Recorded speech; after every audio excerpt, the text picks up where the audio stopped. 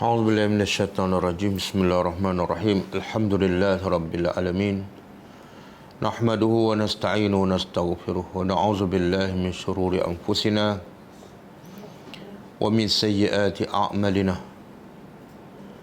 من يهده الله فلا مضل له ومن يضلل فلا هادي له. أشهد أن لا إله إلا الله وحده لا شريك له وأشهد أن محمدا عبده ورسوله. سبحانك لا علم لنا إلا ما علمتنا إنك أنت العليم الحكيم. اللهم علمنا ما ينفعنا وانفعنا بما علمتنا وزدنا علما. اللهم آت أنفسنا تقواها وزكها أنت خير من زكاها أنت وليها ومولاها. ربي يسر ولا تؤسر, Rabbi tammi bil khair. Amma ba'du. InsyaAllah malam ni kita sambung tadabbur surah Al-Anfal, ayat yang ke-17. Sebelum tu kita tengok pengajaran ayat lepas. Ayat berapa yang belum ada pengajaran? 13.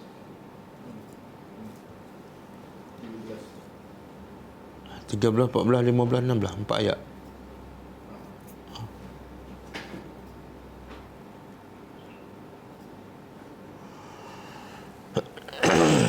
Ayat 13. A'udzubillahi minasyaitonirrajim.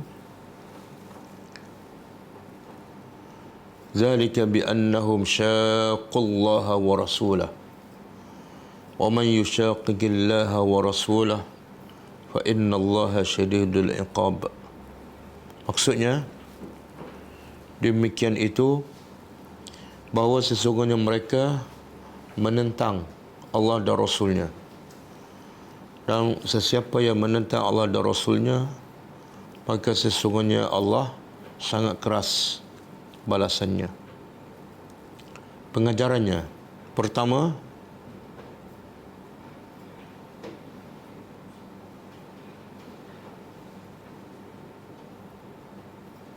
antara punca utama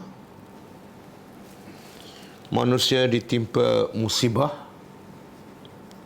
dan azab Allah di dunia ialah manusia menentang Allah dan Rasul.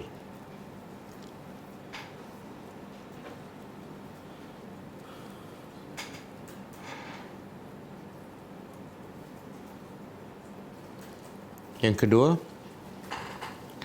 sesiapa yang menentang Allah dan Rasul, maka baginya azab yang pedih daripada Allah Subhanahu wa ta'ala di dunia dan lebih lagi di akhirat.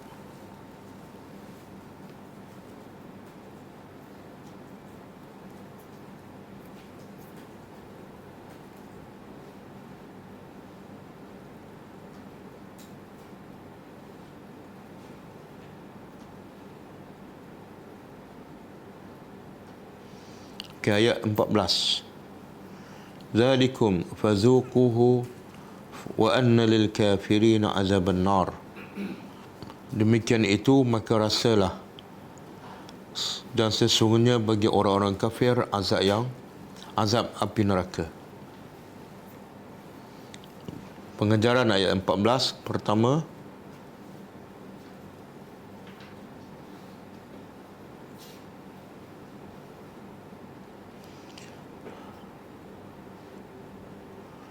barang siapa yang menentang Allah dan Rasul,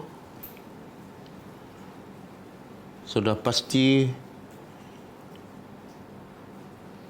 dia tidak akan terlepas daripada azab Allah, sama ada di dunia atau di akhirat.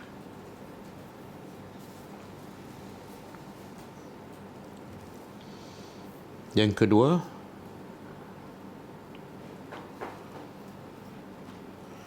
balasan yang paling layak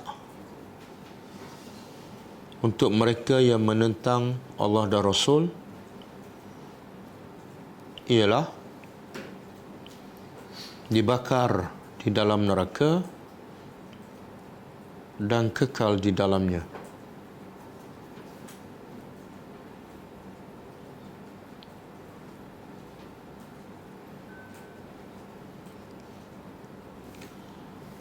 Ayat 15. Ya ayyuhallazina amanu idza laqitumul ladzina kafaru zahfa fala tuwalluhumul adbar. Maksudnya, wahai orang-orang yang beriman, apabila kamu berjumpa dengan orang-orang kafir dalam peperangan yang mereka sedang marak ke arah kamu, maka jangan sekali-kali kamu berpaling ataupun lari daripada mereka. Kita gabung ayat 15 dan 16. Ayat 16, wa man yuwallihim yawma idzin duburahu illa mutaharrifan liqitalin aw mutahayyizan ila fi'atin faqad ba'a bighadabin min Allah wa ma'wahu jahannam wa bi'sal masir. Maksudnya, dan barang siapa yang berpaling pada hari tersebut, iaitu hari peperangan, siapa yang memalingkan belakangnya ke arah musuh kerana lari, kecuali mereka yang berundur sebagai langkah untuk menyerang kembali ataupun bergabung dengan kumpulan yang lain, maka sesungguhnya dia telah kembali dengan kemurkaan daripada Allah, dan tempat kembalinya neraka Jahannam, dan itulah seburuk-buruk tempat kembali. Okey, pengajaran ayat 15 dan 16.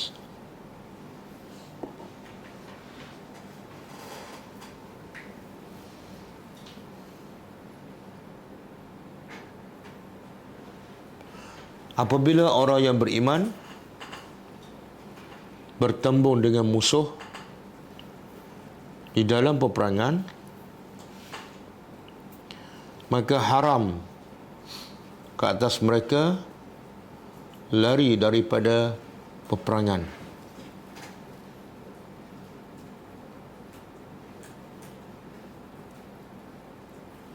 kecuali dalam dua keadaan.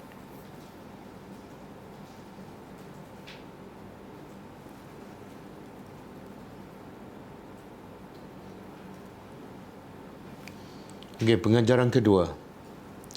Dua keadaan yang dibenarkan lari daripada medan peperangan menentang musuh ialah lari untuk menyusun strategi bagi menyerang kembali musuh, lari untuk menyusun strategi bagi menyerang kembali musuh, atau lari untuk bergabung dengan kumpulan yang lebih kuat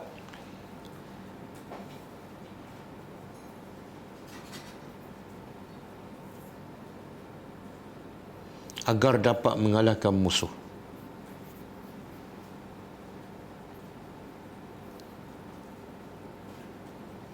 Yang ketiga, lari daripada peperangan menentang musuh adalah dosa besar.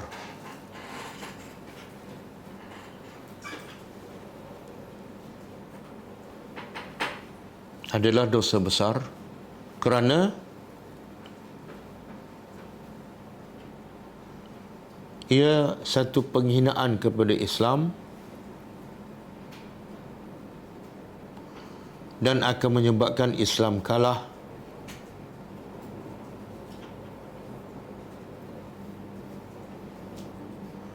Sebaliknya, ia akan memberi kemenangan dan kekuatan kepada musuh.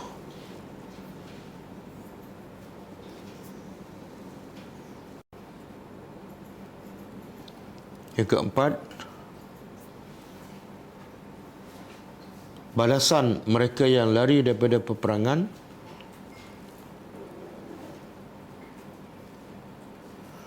di dunia ialah mereka akan dimurkai oleh Allah Azza wa Jalla, dan di akhirat mereka akan dimasukkan ke dalam neraka Jahannam.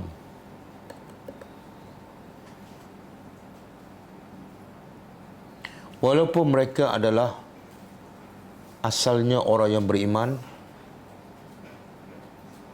dan menjaga solat 5 waktu.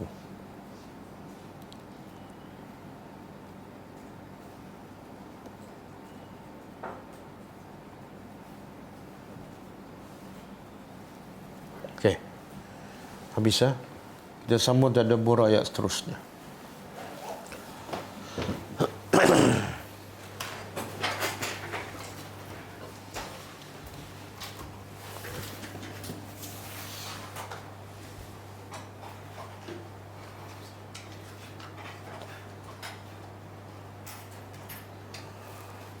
Okey, ayat malam ni ayat 17 ah. Kaitan ayat malam ni dengan ayat sebelum. Kalau ayat sebelum Allah menceritakan bagaimana Allah memenangkan tentera Islam dalam peperangan Badar. Antaranya dengan cara Allah memberi bantuan para malaikat yang membantu tentera Islam, dan Allah menimbulkan ar-ru'bah, rasa takut dalam hati musuh, dan juga Allah menjadikan tentera Islam dalam keadaan aman sehingga ada yang mereka mengantuk dan tertidur. Maka mungkin dengan kemenangan tersebut ada orang beriman yang merasakan bahawa mereka menang tu sebab kelebihan mereka. Apatah lagi bilangan mereka kecil, 313, dan bilangan musuh ramai. Dan itu peperangan yang pertama dalam Islam. Jadi mungkin menimbulkan rasa ujub dalam diri orang beriman. Bahkan ada sebagian ahli tafsir mengatakan antara sebab turun ayat ni ialah ada orang tentera Islam yang berbangga dia telah berjaya membunuh musuh si fulan. Yang ni berbangga dapat membunuh Abu Jahal dan sebagainya. Maka nak hilangkan rasa ujub dan rasa bangga itu, turunlah ayat ni, ayat malam ni. Allah kata, A'udzubillahi minasyaitonirrajim.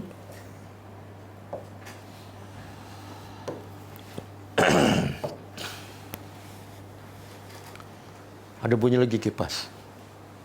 Tak ada dah. Dia akhir-akhir ni banyak komplain. Ada bunyi kipas. Okey, kalau ada bunyi lagi bagi tahu. Falam. Maka lam. Kamu tidak membunuh mereka.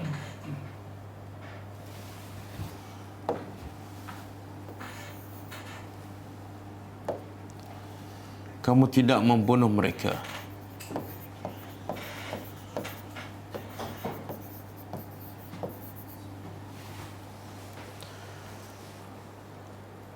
Kalau kita kait kelas bahasa Arab, taqtulu tu fi'il apa? Fi'il? Apa tanda dia? Tak ke depan kan? Asal dia apa dia? Ni kalau fi'il mudhari' domain yang 14 tu kat mana? Domain apa ni? Antum. Jadi kalau antum sepatutnya apa? Tak. Ada nun tak? Ada kan? Taqtuluna. Tapi dalam ayat ini tak ada nun. Apa sebab? Sebab lam. Lam. Lam dia panggil huruf apa? Huruf jazmi. Bila masuk lam je, dia buang nun. Dan biasanya tambah apa? Alif. Tapi sebab ada dhamir hum, alif pun dibuang. Lam taqtuluhum. Okey. Jadi Allah kata, kamu sebenarnya tidak membunuh mereka. Kamu tu siapa? Orang beriman. Padahal ada tak orang beriman yang berjaya membunuh orang musyrikin? Macam Bilal berjaya membunuh Umayyah bin Khalaf. Abdullah bin Mas'ud ada pendapat mengatakan dia membunuh Abu Jahal. Tiba-tiba Allah kata, kamu tidak bunuh mereka. Walakin, akan tetapi, Allah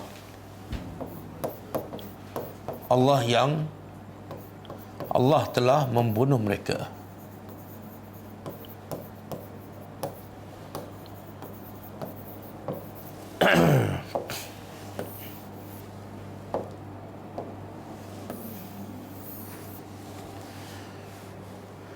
Apa maksud ni? Kamu tak bunuh mereka, tapi sebenarnya Allah yang membunuh mereka.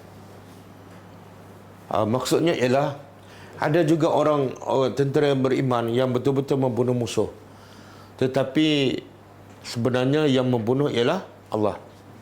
Dengan pertama bantuan para malaikat, yang kedua Allah menimbulkan rasa takut dalam hati musuh, yang ketiga Allah menjadikan orang beriman tenang, aman.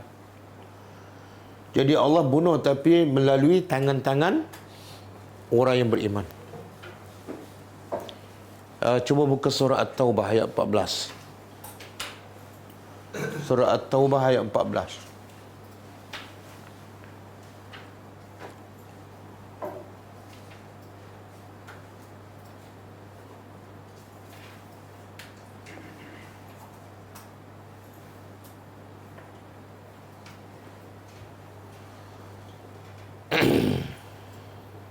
Okey. Allah kata apa? Qatiluhum. Perangilah mereka, iaitu musuh-musuh orang-orang musyrikin. Perangilah mereka, yu'azzibhumullah. Allah akan menyiksa mereka. Allah suruh orang beriman perangi, tapi Allah kata Allah yang menyiksa mereka. Cuma Allah menyiksa mereka menggunakan biaidikum, tangan-tangan kamu. Faham? Jadi sebenarnya yang membunuh, yang menyiksa siapa? Allah. Cuma Allah menggunakan tangan kamu. Wa yakhzihim, dan Allah menghina mereka. Wa yansurukum alaihim, dan Allah dia menolong kamu ke atas musuh. Kemudian wa yashfi sudura qaumin mu'minin, dan Allah yashfi daripada syifa. Allah merawat, menyembuh ataupun apa dia? Memuaskan hati, sudur. Sudur ni dada, tapi sebenarnya hati. Memuaskan hati orang-orang yang beriman. Jadi yashfi itu daripada syifa. Di sini Allah nak bagi tahu yang menghina musuh Allah, yang membunuh musuh Allah, yang mengazab musuh Allah, yang memberi kemenangan Allah, yang merawat hati-hati kamu yang sedih pun Allah. Makna apa tu? Itu akidah tu. Allah nak beritahu manusia tidak ada apa-apa kuasa, walaupun dia adalah Nabi Muhammad sallallahu alaihi wasallam. Jadi ini masa ni Nabi hidup tak? Hidup. Kalau masa Nabi hidup pun Allah beritahu Nabi pun tak ada kuasa pun. Nak menghina musuh, nak membunuh musuh, nak pukul musuh, tak ada kuasa. Maka ketika Nabi mati, lagi tak ada apa. Okey. Dia keluar. Orang yang bunuh dia punya kalimah sama, qatala juga. Orang yang bunuh. Dia kalau perang,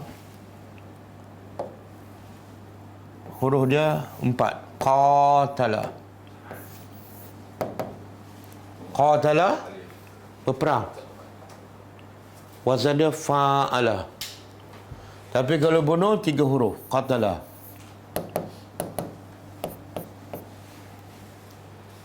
Qatala Muhammadun Zaidan. Mana Muhammad bunuh Zaid. Zaid tak ada usaha nak bunuh. Tapi kalau qatala, dua-dua pihak, baru dikatakan berperang.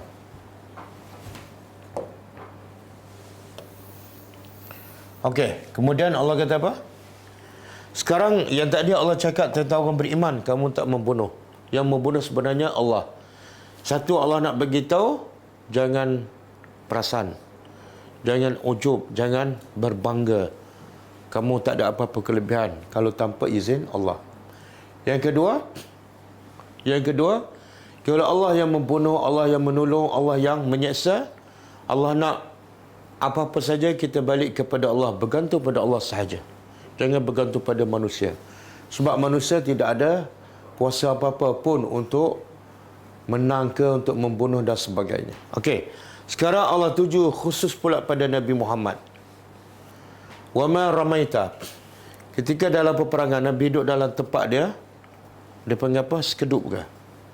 Tempat khas Nabi. Dan Nabi berdoa. Lepas Nabi berdoa, Nabi keluar daripada tempatnya. Maka malaikat berkata pada Rasulullah SAW, ambil segenggam tanah dan tabur ke atas orang-orang kafir. Nabi pun ambil tanah dan tabur di atas muka orang kafir. Tapi orang kafir ni dekat ke jauh? Pastilah jauh kan? Yang kedua, ramai. Yang Nabi tabur hanya segenggam saja. Tapi pasir itu, semua, tidak ada seorang pun tentera musyrikin melainkan kena pasir yang ditabur oleh Nabi masuk dalam mata, masuk dalam hidung dan kena muka. Akhirnya menyebabkan mereka lemah dan kalah. Okey? Jadi sekarang Allah tuju pula khusus kepada Rasulullah sallallahu alaihi wasallam. Apa dia? Allah kata wa ma ramaita, dan tidak. Ramaita ni fi'il apa? Ramaita, bukan romil lah. Romil tak datang mana. Apa fi'il apa? Fi'il madhi apa tanda? Ta di belakang. Ta tu menunjukkan apa? Engkau lelaki. Kalau engkau perempuan, ramaiti. Kalau aku, ramai tu. Jadi Allah kata engkau, tidak engkau. Rama apa makna dia? Membaling ataupun melontar. Is, ketika mana ramaita, engkau membalingnya.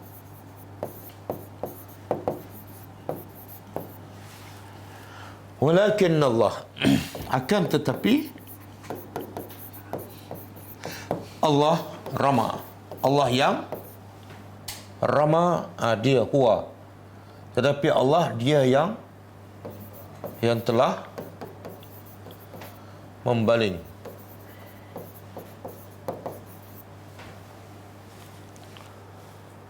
Apa maksud ni? Apa yang Allah nak beritahu? Nabi tabur pasir, tapi kena tak semua muka orang musyrikin? Kena. Dengan kelebihan Nabi ke ataupun Allah yang membaling? Wah. Kalau dengan kudrat Nabi boleh sampai tak pada semua muka orang musyrikin? Tak boleh. Jadi Allah nak beritahu, Allah yang menyampaikan pasir yang kamu tabur ke sehingga kena semua muka orang musyrikin. Ini pun Allah nak memberitahu pada Rasulullah, jangan berbangga. Bukan kelebihan kamu. Faham? Jadi kalau yang ni umum, orang Islam yang membunuh, Allah beritahu bukan kamu sebenarnya membunuh, tapi Allah membunuh. Itu umum. Yang ni biasa. Sebab orang beriman bunuh orang kafir biasa tak? Ke luar biasa? Luar biasa. Biasa kan? Tapi kalau Nabi tabur pasir sedikit, Tapi kena semua muka orang musyrikin. Biasa ke luar biasa? Itu mukjizat. Mukjizat khusus untuk Rasulullah. Pun Allah ingatkan, itu bukan kelebihan kamu. Semua berlaku dengan izin Allah. Di sini menunjukkan bahawa Nabi ni walaupun dia Nabi, tapi dia tak ada apa-apa kelebihan kecuali Allah yang menganugerahkan kelebihan tersebut. Maka kalau nak meminta, jangan minta kepada Nabi. Jangan minta kepada orang yang dah mati. Yang hidup pun tak boleh minta sebab dia tak boleh buat apa-apa. Kalau yang mati lagi tak boleh.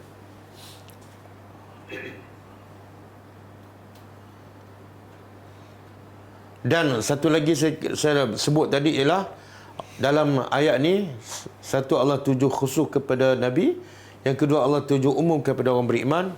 Allah nak beritahu kalau kamu nak menang dengan cara apa? Bukan sebab bilangan tentera yang ramai, bukan sebab senjata yang canggih, tak. Tapi sebab kamu betul-betul beriman kepada Allah dan bergantung hanya kepada Allah. Kalau ikut logik, bilangan tentera Islam ni boleh menang tak? Tak boleh. Kalau ikut logik, senjata orang beriman boleh menang tak? Dengan 2 ekor kuda sahaja. Mereka tak boleh menang.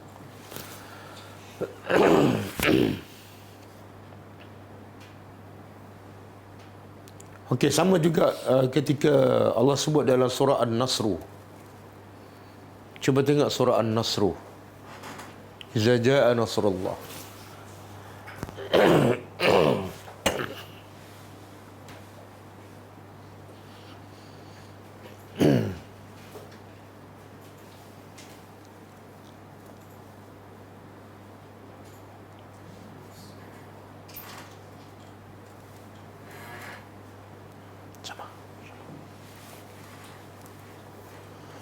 Okey, a'udzubillahi minasyaitonirrajim. Iza jaa nasrullah wal fathu. Cuba terjemah, ini surah lazim kan? Iza ingatlah. Bukan. Ingatlah ketika mana is. Sekarang iza.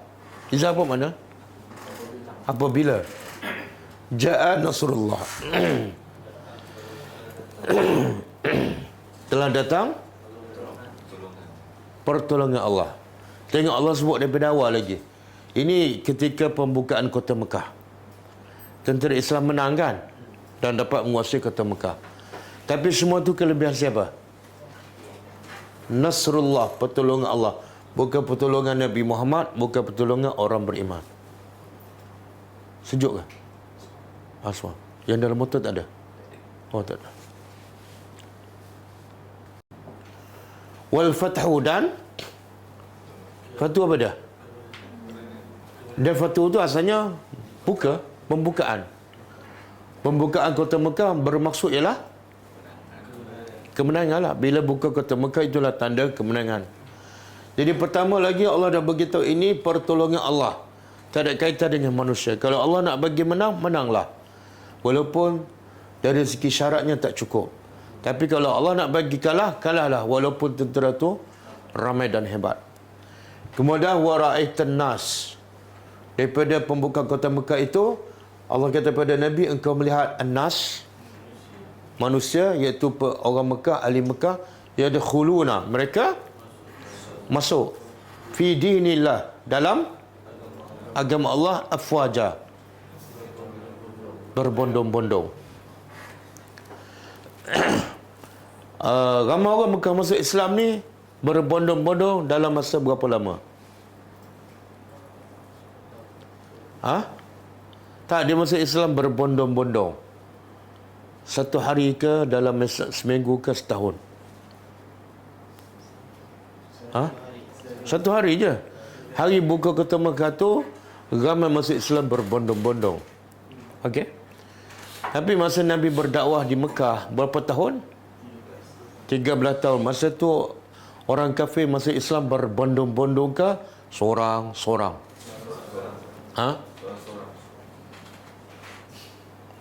Kenapa Allah tak bagi masuk Islam berbondong-bondong daripada hari yang pertama lagi?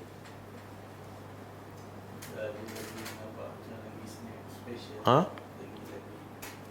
Kalau hari pertama masuk Islam berbondong-bondong, apa jadi dengan Islam? Ha? Bukan kuat, lemah lah. Sebab belum ada proses yang cukup matang. Dia nak peringkat awal ni kena ada golongan teras yang tahan diuji, yang melalui proses-proses ujian. Macam Bilal, Ammar bin Yasir, kan? Diuji goyang ke tak? Tak goyang, okey, lulus. Tapi kalau hari pertama masuk Islam, bila diuji, hancur. Sebab itulah Allah bagi masuk Islam berbondong-bondong setelah Islam dah kuat. Mereka dah mantap akidahnya dan sebagainya. Okey. Satu. Yang kedua, Allah nak bagi tahu, kalau Allah nak bagi masuk Islam, boleh je satu hari berbondong-bondong. Tapi kalau Allah tak nak bagi, 30 tahun kamu berdakwah, seorang pun tak masuk. Makna, bergantunglah kepada Allah. Jangan bergantung kepada kepandaian kamu, kemahiran kamu. Okey. Lepas masuk Islam berbondong-bondong, mana menang tak? Menanglah. Bila menang, sepatutnya diraihkan kemenangan dengan apa?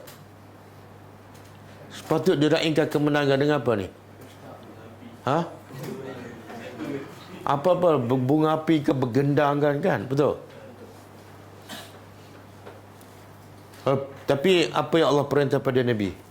Wasabbih. Maka setelah Islam menang, kota Mekah dibuka, ramai penduduk Mekah berbondong masuk Islam, maka yang wajib ke atas kamu apa dia? Bertasbihlah dengan memuji Tuhan engkau.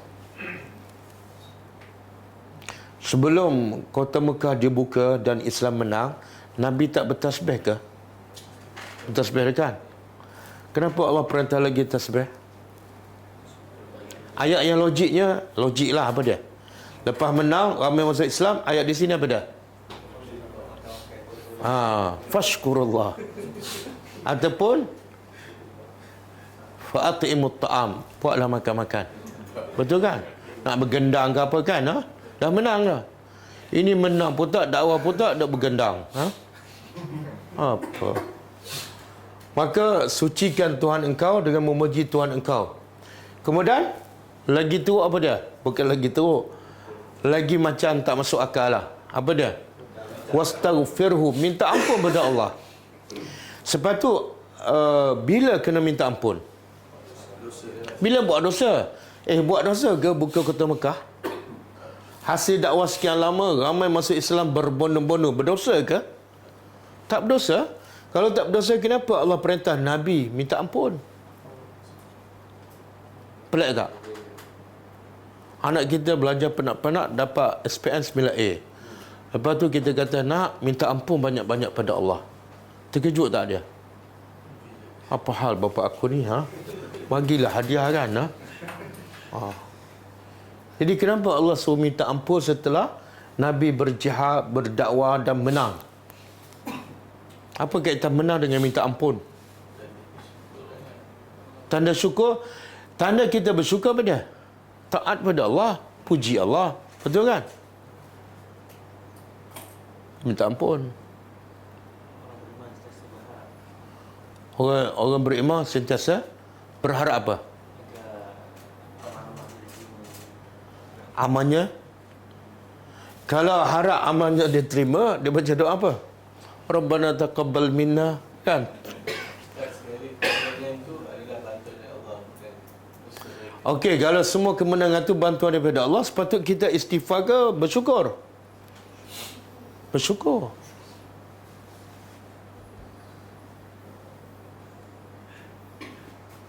Ni kalau ambil SPM semua fail. Sama macam kalau lepas solat minta ampun. Ada relevan tak? Lepas salat minta ampun. Kenapa minta ampun? Sebab takut solat tu tak. Dalam solat mungkin ada rasa riak, tak khusyuk, khayal kan. Jadi istighfar lepas solat menampung kekurangan dalam solat. Betul, satu jawapan dia. Makna dalam kemenangan ni mungkin ada yang pergi berjihad bukan ikhlas kerana Allah ataupun tak sepenuhnya ikhlas. Dan mungkin dah seronok sangat sehingga rasa dia tu hebat. Itu pun dosa tu. Kan? Ataupun mereka rasa ini kelebihan kami lah. Sekarang waktu kita balas dendam kepada orang Mekah. Minta ampun. Tetapi sebab yang paling jelas, sebab turun surah ni. Tak pernah dengar?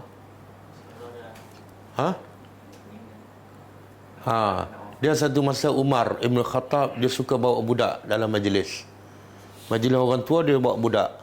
Budak tu umur lebih kurang 10 tahun. Siapa budak tu? Abdullah bin Abbas. Jadi sahabat-sahabat yang tua ni macam perli daripada Umar, kenapa kamu bawa budak dalam majlis orang tua? Kami pun ada budak, kami pun ada cucu, kami tak bawa pun. Jadi Umar nak buktikan budak ni bukan sebarang budak. Jadi dalam satu majlis, Umar bertanya kepada sahabat, apa pandangan kamu tentang ayat ni? Surah An-Nasr.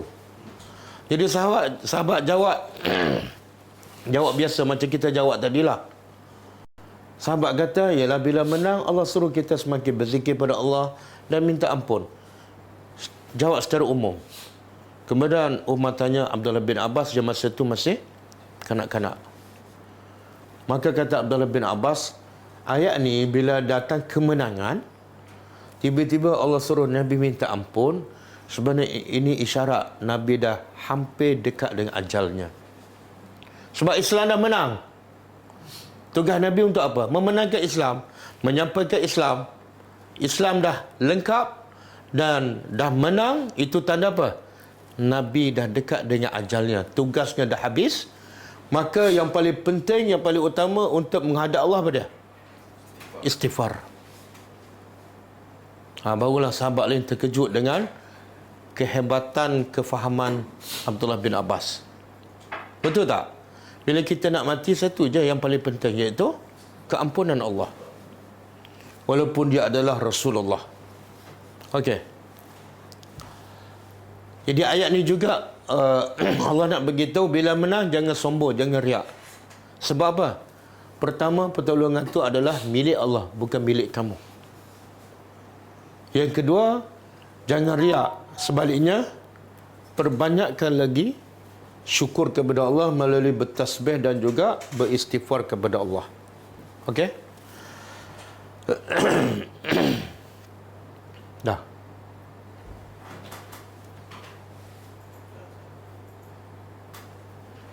Okey, kita balik pada ayat kita. Kemudian waliyubliya, dan supaya yubliya apa dia? Asal daripada abla yubli, iaitu balak. Balak ni makna apa? Musibah. Terjadi bahasa Melayu kan? Bala besar turun. Ni bala ni. Balaan. Yang orang Melayu kata bala-bala tu daripada perkataan ni lah. Cuma tak bunyi hamzah aja. Okey. Dan tapi dalam konteks ayat ni, yubliyah makna dia bukan bala, iaitu anugerah. Dia terjemah apa tu? Ada tafsir menterjemah menguji, iaitu ujian. Ada tafsir menterjemah iaitu Allah, untuk Allah memberi anugerah supaya dia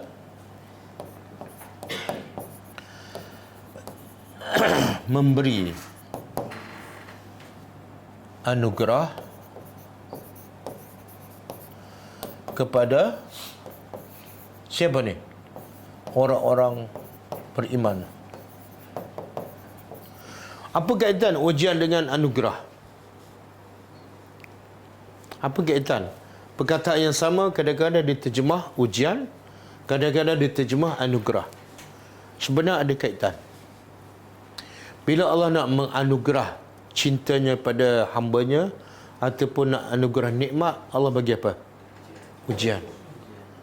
Dalam satu hadis Nabi kita, innallaha iza ahabba qauman ibtalahum.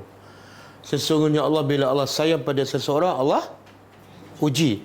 Sebenarnya ujian tu adalah anugerah. Betul tak? Dengan ujian, dosanya dia ampun. Bila dia ampun dosa, naik tak darjah dia? Itu anugerah. Sebab tu orang beriman bila dapat ujian, dia kena bersyukur. Sebab itu sebenar adalah anugerah.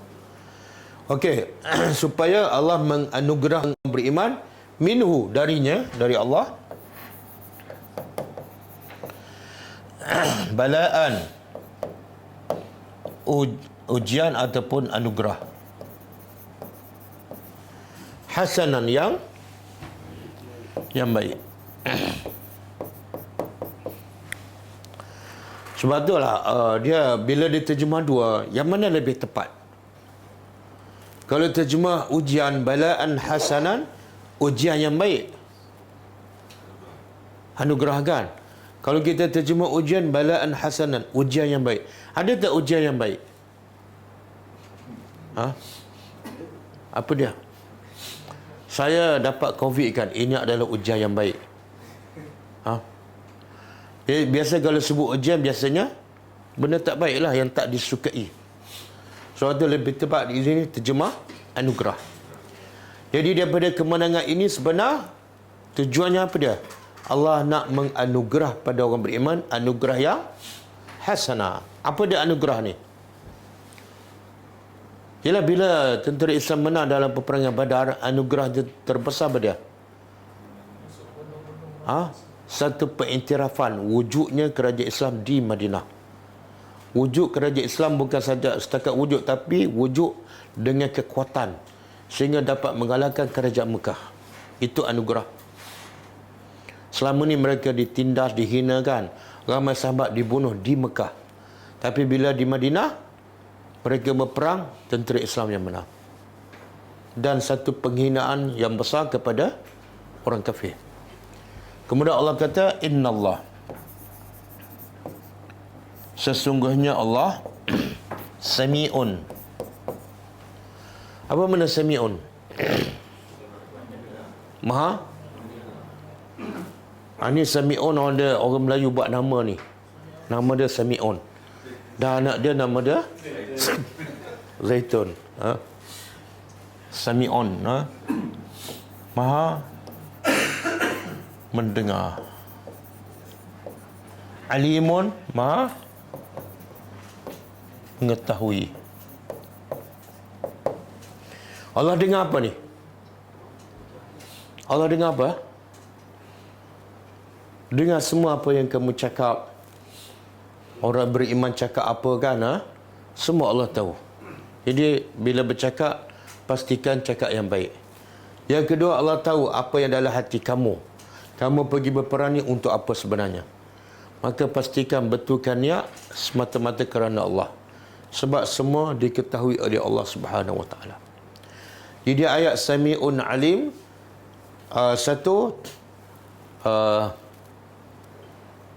motivasi pada orang beriman supaya sentiasa bercakap benda yang baik. Setiap apa yang kamu cakap kalau baik dapat pahala. Dan yang kedua, supaya kamu sentiasa pastikan ikhlas.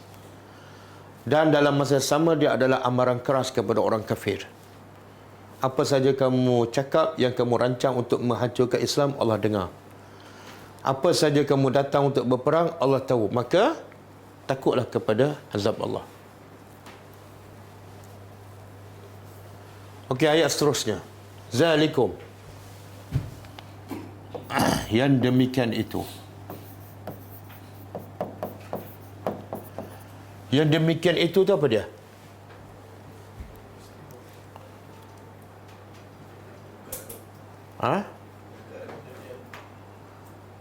Tak. Ini peperangan Badar kan? Yang demikian itu isim isyarah, dia refer kepada ayat sebelum ni. Iaitu Allah yang membunuh mereka, bukan kamu. Allah yang membalikkan pasir sehingga sampai pada semua muka musuh. Dan Allah menganugerah anugerah yang baik kepada kamu. Demikian itu semua tu adalah sebab apa? Wa annallah. Dan sesungguhnya Allah muhinun. Muhinun daripada perkataan al-wahnu. Pernah dengar tak al-wahnu? Wahan. Penyakit apa?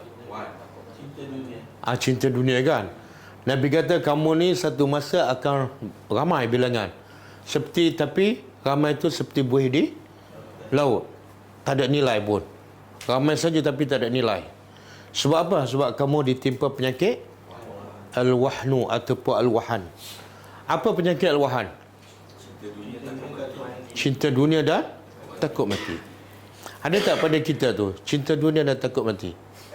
Ada. Walaupun dia tak malas ikut kelas tadabbur kan. Okey, jadi al-wahnu tu penyakit yang melemahkan umat Islam. Okey, di sini muhinu. Kalau muhinu makna dia, kalau perkataan Arab bermula dengan mim dan mim ni berbaris depan. Bukan. Muslim, mukmin, muflih, mujahid, orang.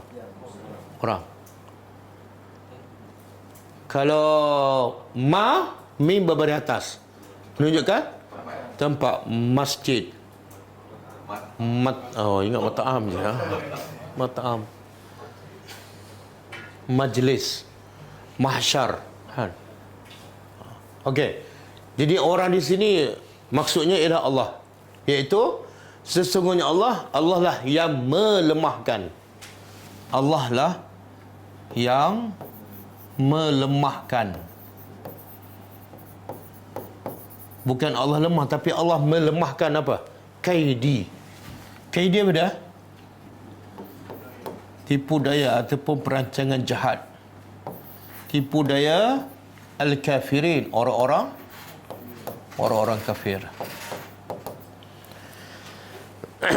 Perancangan orang kafir bila dia dapat maklumat harta dagangan Abu Sufyan nak dirampas oleh Nabi dan para sahabat, mereka siap bala tentera datang untuk pertama nak selamatkan harta dagangan Abu Sufyan.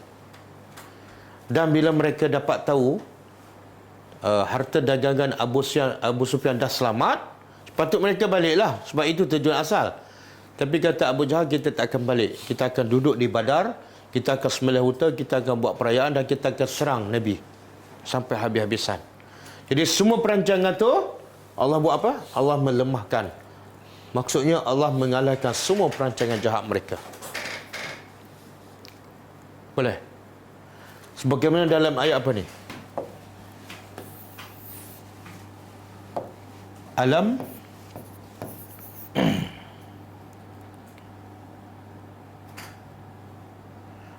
yaj'al. Cuba sambung. Alam yaj'al kaidahum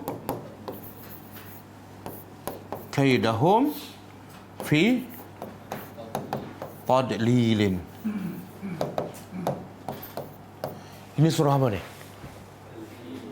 Surah Al-Fil kan? Okey, cuba terjemah. Alam.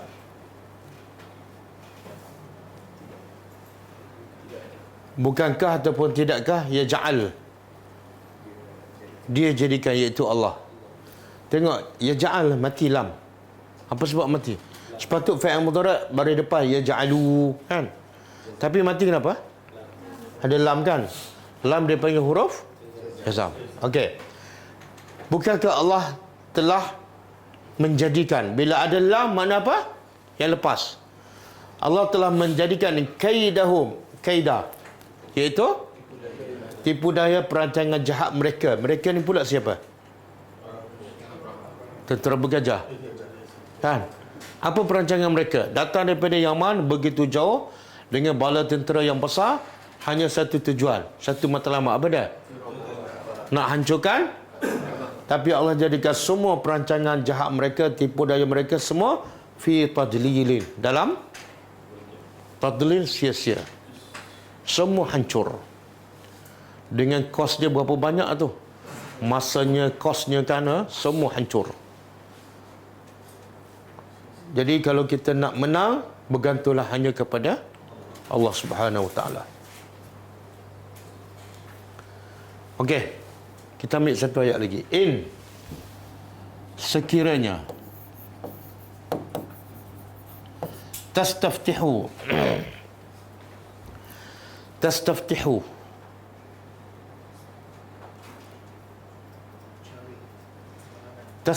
ni Kita bila solat selepas angkat takbir dia panggil doa apa? Iftitah ataupun istiftah. Dua-dua betul. Daripada perkataan apa? Fatahah, buka. Jadi kalau iftitah makna doa, pembuka. Okey, ayat ni ada dua pendapat. Pertama, ayat ni Allah tuju pada orang musyrikin Mekah. Iaitu orang musyrikin Mekah sebelum datang ke Badar untuk berperang, mereka berdoa. Mereka mulakan doa mereka dengan apa? Abu Jahal berdoa. Dalam tafsir dikata Abu Jahal berdoa dekat Kaabah. Dan ada orang tentera musyrik lain duk tarik kelambu Kaabah sambil berdoa. Jadi yang tarik kelambu Kaabah ni keturunan Abu Jahal tu. Berdoa tarik kelambu Kaabah. Jadi dikata apa? Rabbana ftah bainana wa baina Muhammadin wa ashabihi. Abu Jahal berdoa, wahai Tuhan, iftah tu mana? Berilah kemenangan ke atas kami dalam berperang dengan Muhammad dan sahabat. Dia berdoa pada Allah. Dia tak berdoa pada patung. Menunjukkan apa? Kan ada ayat. Dia kata kami bukan sembah patung. Kami menjadikan patung sebagai zulfa perantaraan. Dia sembah Allah. Lepas tu dalam peperangan pun dia berdoa pada Allah. Jadi kalau kita nak pergi mana-mana, berdoalah pada Allah. Kalau tak berdoa, lebih teruk pada orang musyrikin Mekah. Okey, in tastaftihu. Sekiranya kamu meminta kepada Allah supaya apa? Sebab orang musyrikin Mekah dia anggap dia benar ke dia salah? Dia benar dan Muhammad salah. Jadi dia kata, berilah kemenangan di atas al-haq, iaitu kami, dan kalahkan batil, iaitu Nabi Muhammad. Maka Allah perli. Allah kata sekiranya kamu meminta kemenangan,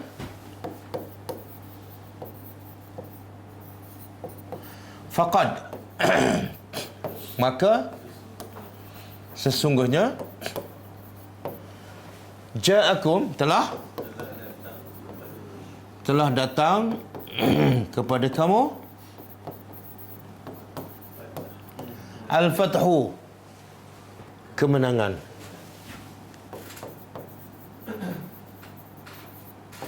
Kemenangan betul tak datang? Kemenangan betul tak datang? Tak betul. Kemenangan memang betul datang, tapi datang untuk siapa? Tapi Allah kata kemenangan datang pada kamu. Kamu ni orang musyrikin. Ayat ni dia panggil apa? Dalam bahasa Arab dia panggil tahakum, iaitu nak perli. Kamu minta kemenangan, okey, kemenangan dah datang, tapi bukan berpihak pada kamu. Boleh? Jadi kemenangan al-fathu telah datang kepada kamu. Ini jumhur mufassirin mengatakan, majoriti ahli tafsir mengatakan ayat ini tuju kepada orang musyrikin Mekah. Tapi ada sebahagian pendapat mengatakan ayat ini tuju pada orang beriman. Kalau orang beriman, terjemahan macam ni. Kalau kamu orang beriman berdoa minta kemenangan, maka kemenangan telah datang pada kamu. Tak ada masalah. Kan? Tapi majoriti ulama tafsir mengatakan ayat ini Allah tuju cakap kepada orang musyrikin. Wa in tantahu, dan sekiranya tantahu, kamu berhenti dari apa dia? Ini ayat ni lebih tepat kepada orang musyrikin. Sebab wa in tantahu tu mana sekiranya kamu berhenti daripada menentang Islam, menentang Nabi Muhammad. Kalau betul kamu berhenti, fahuwa khairul lakum, maka ia adalah lebih baik. Lebih baik bagi kamu. Boleh faham? Tapi kalau ayat ni tuju pada orang beriman, macam mana tu? Dalam tafsir Ibn Ashur, kalau ayat ni tuju pada orang beriman, wa in tantahu, maksud apa? Kalau kamu berhenti untuk buat persiapan lebih lagi untuk berperang, supaya dalam peperangan akan datang kamu akan menjadi lebih kuat dan menang, maka ia adalah lebih baik. Okey, yang ketiga, wa in ta'udu, dan sekiranya ta'udu ulang, kamu kembali. Kalau kamu kembali apa dia? Memusuhi Islam, menentang Islam dan berdoa untuk menang melawan Islam, maka Allah bagi amaran. Apa dia? Na'ud. Kami juga akan kembali. Kembali apa ni? Mengalahkan kamu. Sebab dalam peperangan Allah telah kalahkan orang musyrikin. Jadi Allah bagi amaran, kalau kamu kembali menentang Islam, maka sama juga kami juga akan kembali mengalahkan kamu. Dengan apa cara? Melaikatkan dan sebagainya. Boleh faham? Ayat ni bila orang kafir dengar, apa dia rasa? Takut, sebab mereka memang terbukti kalah. Cuma timbul persoalan, betul tak Allah sentiasa menolong tentera Islam dalam peperangan seterusnya? Tak, di mana? Uhud kalah kan? Jadi ayat ni boleh pakai tak? Boleh pakai lah sebab ayat Quran kan? Jangan tak pakai. Tapi macam mana nak kaitkan dengan kekalahan dalam peperangan Uhud? Kami akan, kalau kamu, iaitu orang kafir, kembali menentang, kami pasti akan kembali menolong tentera beriman kalau cukup syarat.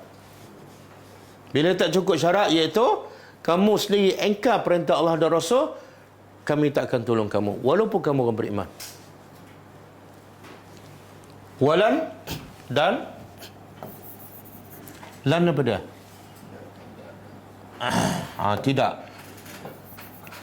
Tidak akan ke tidak sebelum?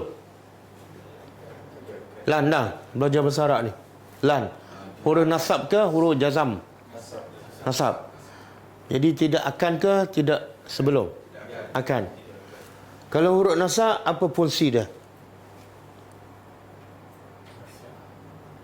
Dia menasabkan fi'il mudhari' lah. Kan? Nasab ni apa dia? Baris apa? Baris atas. Tengok, nampak tak baris atas tu? Nampak tak? Saya tanya, kenapa baris atas? Sebab lan. Okey. Allah bagi tahu lagi, ini sebagai semangat kepada orang beriman dan juga sebagai amaran kepada orang kafir.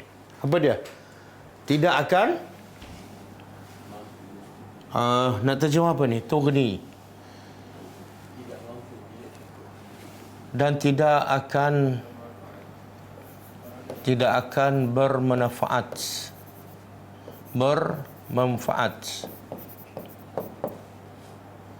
Sama dengan ayat tu. Tabbat yada abi lahabi wa tab ma aghna anhu maluhu.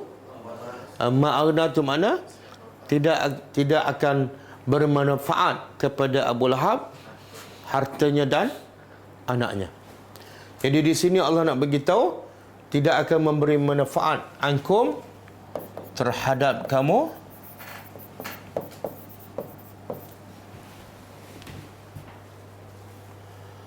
fi'atukum. Fi'ah ni taifah, kumpulan kamu. Syai'an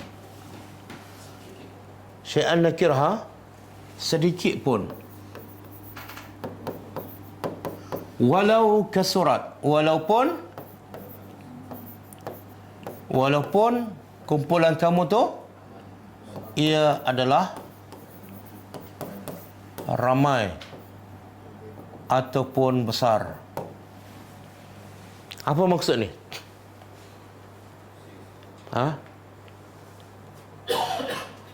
Kalau kamu kembali menentang Islam, kami pasti akan kembali menolong Islam. Dan kumpulan kamu ni sedikit pun tak boleh bantu bila kami yang menolong. Walaupun kumpulan kamu bilangannya ramai, senjatanya canggih, tentera yang paling hebat dan paling kuat kat dunia, sikit pun tak boleh bantu untuk memenangkan kamu. Bila tu? Bila Allah yang menolong tentera Islam. Dan lagi menakutkan apa dia? Allah kata, menakutkan bagi orang kafir. Wa anna Allah, dan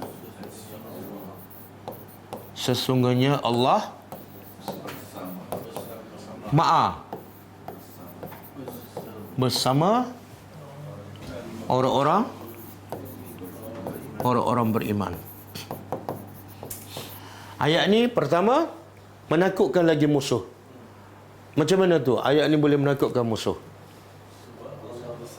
Sebab mereka kalau berperang dengan tentera Islam, sebenarnya mereka berperang dengan siapa?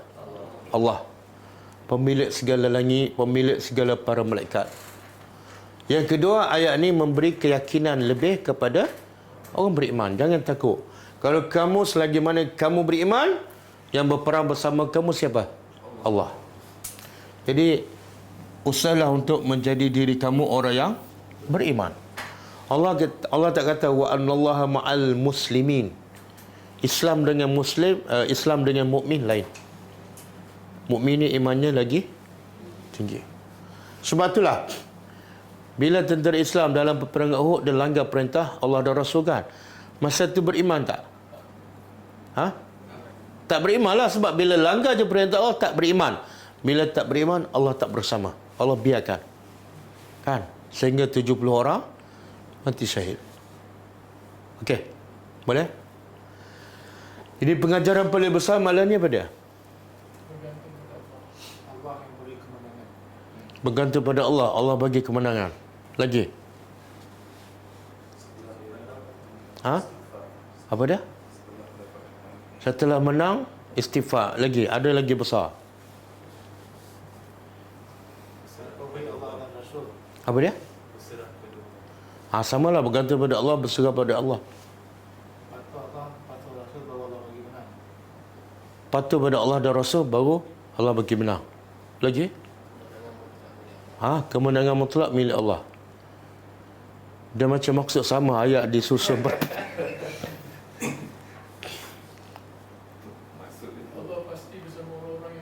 Allah pasti bersama.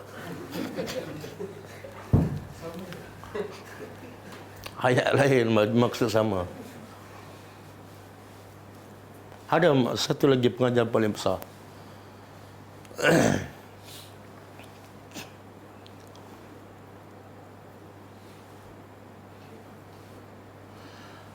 Orang beriman di peringkat awal, termasuklah Nabi dan para sahabat, hidup mereka habis korbankan segala kerehatan, bahkan korbankan nyawa untuk tegakkan Islam. Tapi kita sekarang, apa kita buat untuk Islam? Tunggu Nabi datang dalam majlis. Letak kerusi kan? Lepas tu salat tirai. Lepas tu mengarut, cakap bukan yang Nabi cakap. Agak-agak dengan cara ini, boleh tak Allah membantu dan memberi kemenangan? Tak. Kita bukan orang beriman. Kita dengan Quran pun kita tak ikut sepenuhnya. Dengan sunnah Nabi pun tak ikut sepenuhnya. Mana mungkin Allah akan bersama kita. Sebab kita belum orang beriman. Kalau sahabat Nabi langgar satu perintah je, Allah dah bagi kalah. Kita ni berapa banyak langgar perintah Allah dan Rasul kan? Berapa banyak amalan kita yang bertentangan dengan sunnah Nabi. Tapi kita mendakwa kita cintakan Nabi. Jadi sebab itulah kita tak sentiasa menang. Sentiasa kalah. Bahkan Islam semakin ditekan dan dipandang hina. Betul kan? Walaupun penceramah semakin ramai. Kan? Serban pun semakin saya tak tahu apa. Tapi Islam tak ke mana. Tengok perjuangan Nabi dan para sahabat. Berjihad, berdakwah, berperang sampai mati. Kita ni bergaduh maki hamu sesama. Jadi sampai bila Allah tak akan beri kemenangan pada kita. Itu pengajaran paling besar.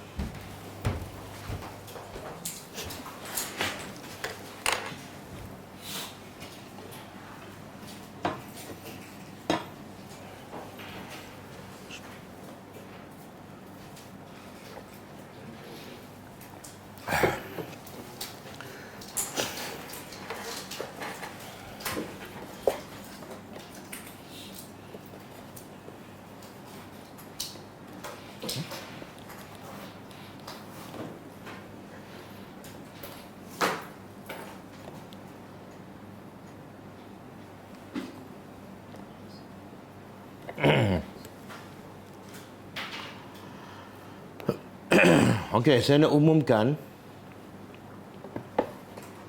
besok kita ada kelas pagi 10.30. Kelas yang pagi Jumaat kita awalkan untuk minggu ni sahaja. Sebab pagi Jumaat kita akan bertolak ke Kelantan. Kemudian yang kedua, kepada pelajar-pelajar tadabbur online yang ada di Kota Baru dan sekitarnya, kita jemput untuk berjumpa, bersembang, bersantai dan mengopi pada hari Ahad pukul 9 pagi. Jadi kita jemput seramai yang mungkin pelajar tadabbur online yang ada di Kelantan. Yang ada gumusan ke datanglah. Sebab sekarang keadaan kita dah parah dah. Masyarakat kita semakin jauh daripada Quran dan Sunnah. Masyarakat Islam kita semakin lemah, semakin dihina. Orang permaikan Allah, permaikan Rasul semakin bertambah. Sebab apa? Jangan salahkan mereka. Tapi salahkan diri kita sebab kita sendiri tak jadi pendakwah. Apa sumbangan kita pada agama? Kalau setakat belajar saja, kita tak akan ke mana.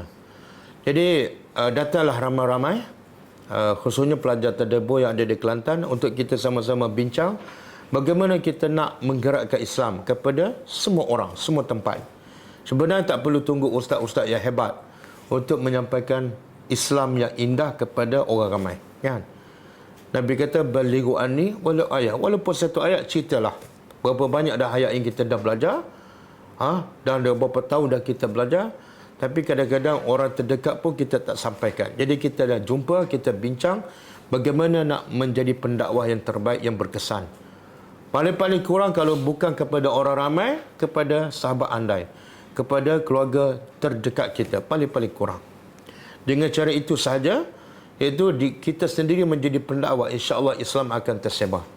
Dan ketika itu susah orang nak menghina Islam sebab Islam dinampak cantik, indah, hebat, kuat. Sekarang orang tengok orang Islam perangai sama dengan orang kafir, sebab tu orang senang menghina Islam. Jadi saya jemput semua pelajar